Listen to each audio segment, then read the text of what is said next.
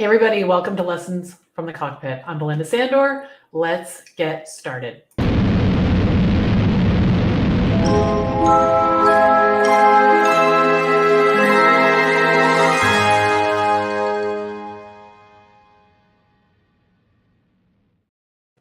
Hey everybody, welcome. I'm thrilled you're here.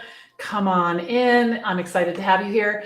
I think Mandy and I finally figured out how to stream all the places. So while I can't see all of your comments, I can absolutely see you here. And if you want me to see your comments, please watch us on our Facebook business page, on my LinkedIn profile, or our YouTube channel, and I'll be able to see those comments. All right. So hello.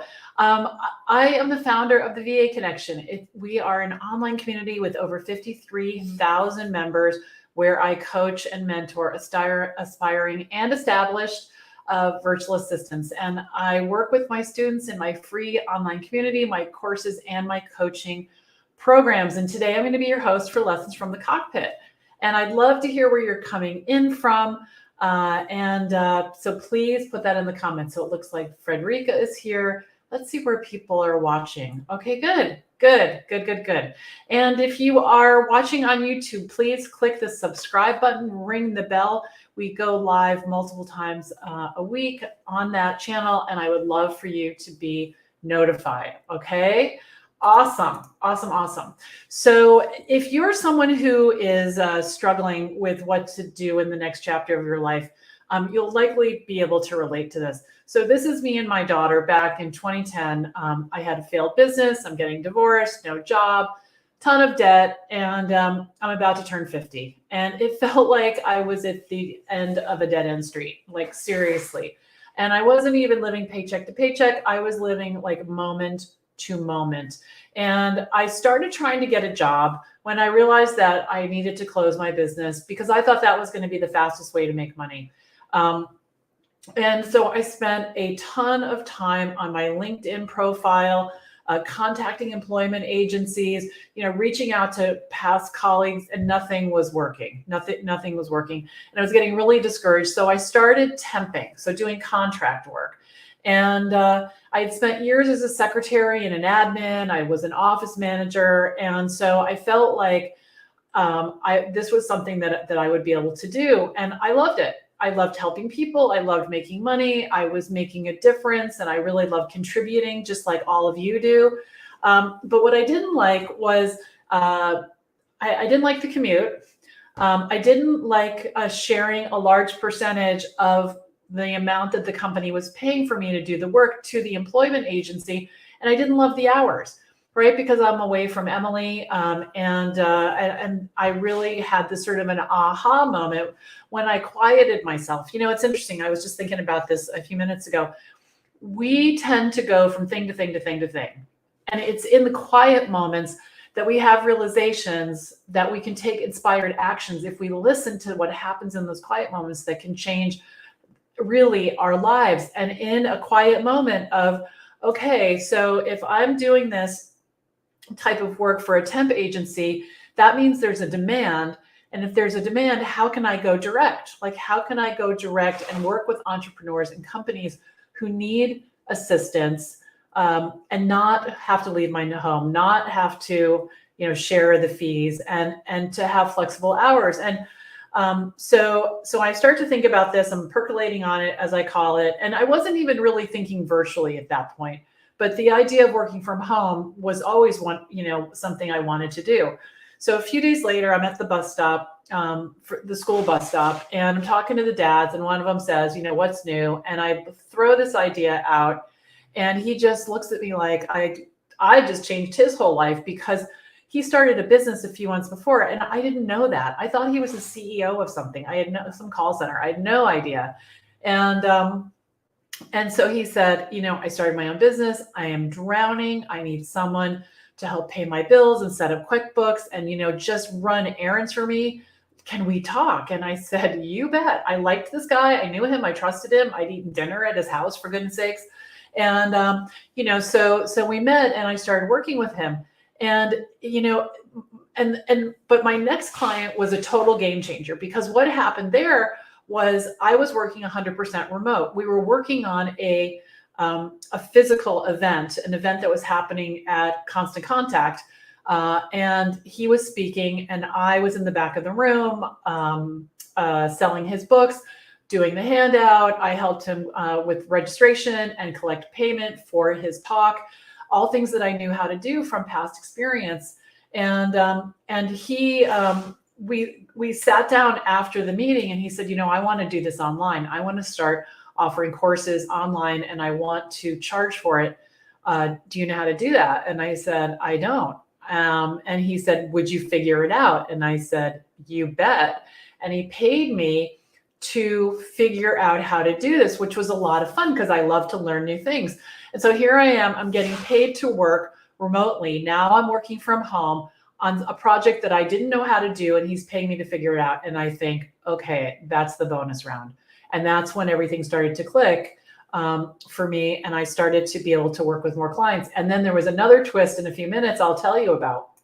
So this is the big twist right here. So in 2012, I met my now husband, who lived in Connecticut, 164 miles away from me. So being able to work from anywhere became really important because he had a job in New York City. He's taking the train every day. He has like zero flexibility. So if this is going to work the way I want it to, and we're going to stay together, I'm going to need to figure out how this is going to work. So I started building my systems online, moving all my information online, so that I could be location independent, completely location independent. And I moved all of my applications, like I said, all of my information. And this was a game changer because now I really was a virtual assistant. And before I knew it, there was a ripple effect. My clients started referring me to their friends and family. My newsletter had taken off. I started to spread the word in a clear, consistent way. And I learned how to make my business grow. And it really is a system that once you get the pieces in place, it's really like cha-ching, cha-ching, cha-ching, because there's plenty of work once you start to get out there. And this is us in the summer of 2021 when we got married, and virtual assistants and this lifestyle is what made this happen, So time flexibility, location independence, doing work I love with amazing clients who are willing to pay me.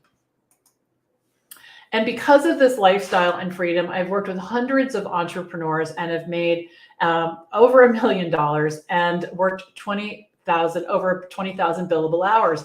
And, from the beginning, Greg and I dreamed of owning our own home. And earlier this year, we bought this charming farmhouse on 21 acres in Virginia on the coast of the Chesapeake. And I am still pinching myself. And my life didn't follow the plan I thought it would.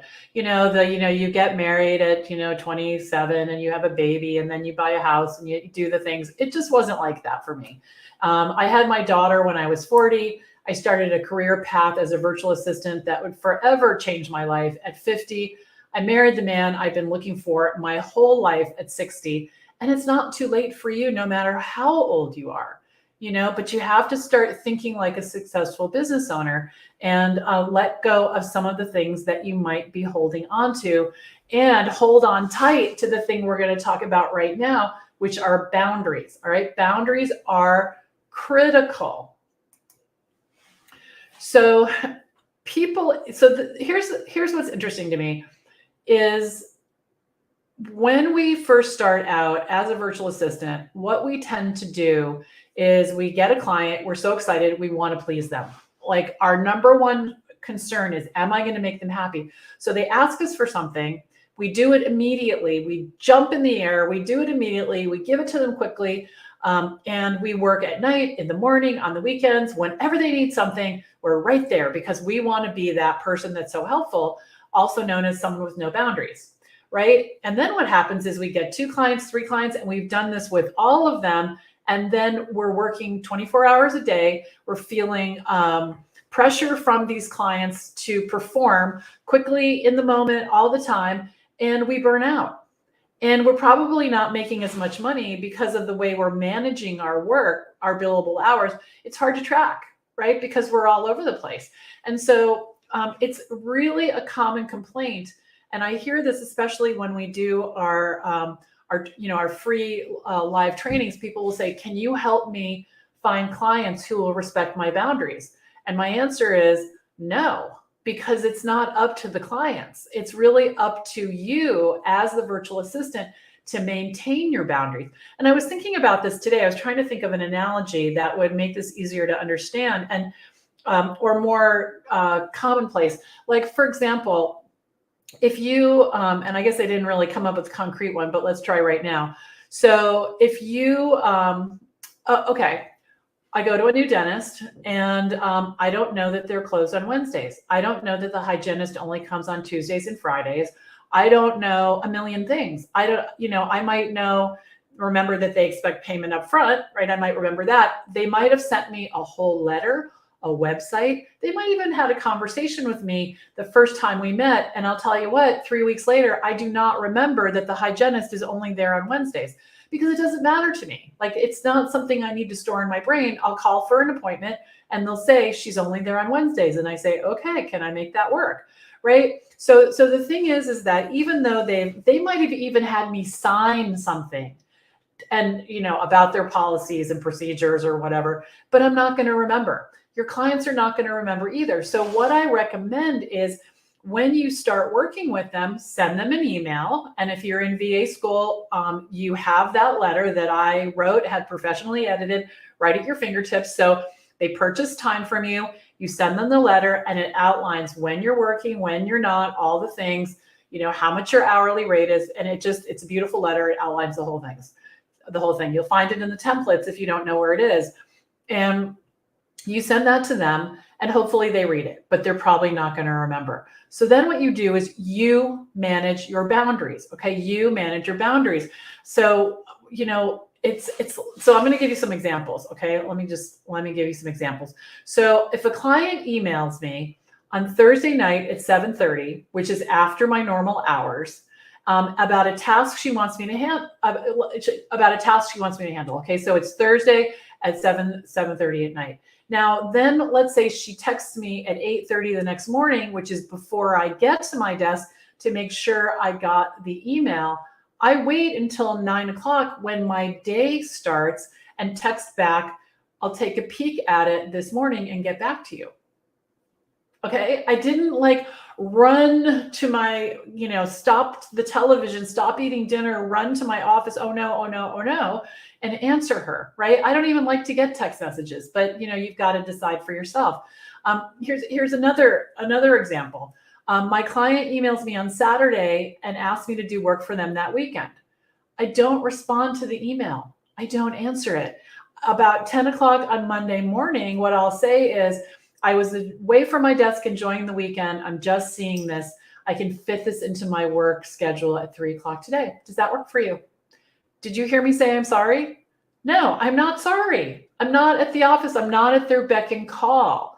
I want to be helpful. Now, if a really good client who always respects my boundaries and we've worked together for a while, let's say something terrible happened and they really needed me on Saturday. If I could, I would help them. Absolutely. But just somebody that's flying in, I just thought of this. Do you think you could call and make an appointment, whatever? No, I'm not. And so when scenarios like this happen, like the Saturday morning or the Thursday after hours, I do not get emotionally charged up. I don't get angry. I don't start this whole tirade in my head. Who do they think they're talking about to? Why would they do this? I can't believe how inconsiderate they are. I hate when people do this. Why doesn't anyone, listen to my boundaries? Why is my life like this? This is not what I do. I just say to myself, okay, that's kind of interesting that they thought that. Now, I say this a lot in VA school, and I'm going to say it right now. Watch them like TV. I kind of step away, all right, so here's this thing that they're doing. What do I want to do with it? And it's not emotional at all. People ask me to do things all the time that I don't want to do. And I just say no, right? I just say no. So you have to check in with yourself. Is this a behavior that I want to continue with, right? Is this a behavior that I want to continue with? And so what happens is when you set these boundaries, and this is not boundaries in a way like, boom, this hard and fast, rule, like you don't want to build a brick wall around yourself. Like they have to jump through all these hoops to work with you. You don't want to do that at all. You want to be accessible when you're working. Okay, so super simple. We make it really hard. Now, here's an example of an email that I recently got from a client because my boundaries are so clear. Hi, Melinda. I'm wrapping up my email newsletter draft today and expect to send it to you by tonight. Will you have time to do your magic and schedule it to go out via MailChimp next Tuesday or Wednesday? Yes, absolutely. I emailed back. Yes, I can do that. I'll watch for the email tonight. That gives me like 5 days to do it, even longer if if we count the weekend. And so I can fit it in knowing what her deadline is. And she gave me all this time and space because she knows I'm busy. She values my time and she wants to make sure the work can get done. Right? So that's what you need to do. So any comments that you have about this, I would love to hear. Just know that boundaries are all about you, And this is the main thing. Don't waste your emotions. Don't waste your emotions talking about it, being mad about it. It's not that your clients don't respect you or don't like you or don't care about you. It's just not on their radar. Just like I don't know when the hygienist is going to be there or a million other things. It's interesting because I found that many, many stores in my little town and surrounding towns are closed on Sunday. And when I first moved here, I was like, that's kind of crazy because I lived in a more highly populated area where it's like a 24/7 situation, like the mall is always open at 9 o'clock at night and, and Sunday mornings and all the things. And so it was an adjustment, it was an adjustment and your clients will make the adjustment too. I didn't see that the stores were closed and get mad about it. I was like, oh, okay. So I just need to plan a little bit. That's all. This is not the day to go dress shopping because the store is closed. And your clients will be the same way. And sometimes clients just need, they need to be fired. If you're being clear about your boundaries and they're pitching a little fit about it, they're not a good fit, and that's totally fine. I've absolutely had clients like that who their work style doesn't line up with mine, and that's okay. All right, good. So it's an inside job. All right, so I want to skip that slide and jump to this slide. So we are having a 3-part training coming up October 17th. I would love for you to sign up. You can do that at vabusinesslaunchpad.com. It's a brand new training. We've done it once before on how to get your business off the ground. If you want learn a whole lot about how to attract clients, get referral clients, I really invite you to lean into this training and come with me. All right. So vabusinesslaunchpad.com. It's a 3-part training starting on October 17th. We had a really great response when we did this a couple of months ago, and I would love to have you join us this time. All right. Good. So remember, you're in charge of your boundaries. You're in charge of your business. You are the boss of you. So make sure that you pay attention to how you're letting your clients treat you so that you can have a wonderful, fabulous, sustainable, enjoyable business. All right? Good, good. All right. So join me next week for our next episode of Lessons from the Cockpit. Bye for now.